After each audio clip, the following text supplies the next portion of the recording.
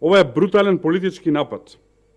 Со акцијата, помеѓу другите, лишени се од слобода членот на извршниот комитет на ВМРО-ДПМН, Димитар Димовски, председателот на еден од најголемите општински комитети на ВМРО-ДПМН, општинскиот комитет Аеродром Дејан Митевски, како и други лица. Во оваа акција, власта влегува во директна пресметка со членови на ВМРО-ДПМН, злоупотребувајќи и обични службеници. Во акцијата, покрај поранешниот министер, се приведени и 6 жени кои што работат во различни институции во Република Македонија како обични службенички.